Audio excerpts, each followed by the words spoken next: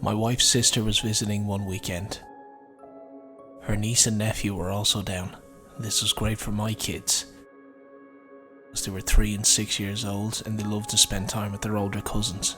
We were short on bedding, sheets, blankets, but fortunately my in-laws lived across the road in another estate and had some. My estate has gates, so it's really quite secluded, but once you get to the outside, it's dark, with only a couple of street lamps to light the way. Anyway, myself and my nephew walked across the road to my in-laws' estate, and we loved the incredibly quiet, almost eerie atmosphere.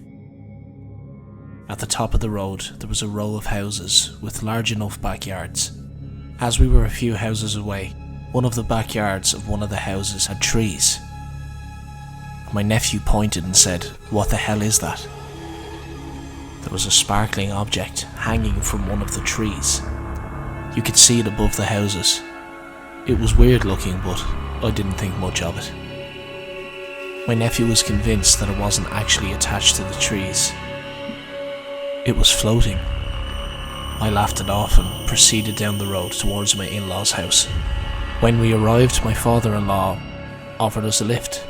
He said that he would drive the bedclothes over to save us walking back over with them.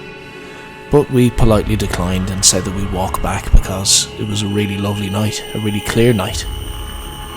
We were looking at the stars. When we got back towards the tree with the weird sparkly object, we saw that it was gone. We didn't think much of it. We headed down an alleyway beside the houses as there was a shortcut out of the estate and back onto the road. Shortcut took us behind these particular houses. Near those trees, at the back fences of the houses, was the exit. As we approached the exit, we heard a whimpering noise from near the tree that had the sparkly object. It was a sound I will never forget. It didn't sound human, more like a dog, and yet it didn't seem right. My nephew was starting to laugh nervously, so we quickly walked through the exit. We were at the top of the hill, where there was only one street lamp, so we quickly walked down the road through the darkness towards my estate, when suddenly we heard the sound of scurrying footsteps from the direction of the exit of the previous estate.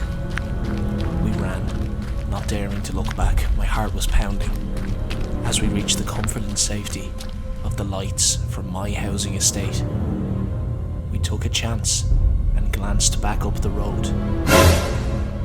There was the silhouette of a man standing at the top of the hill underneath that one street lamp.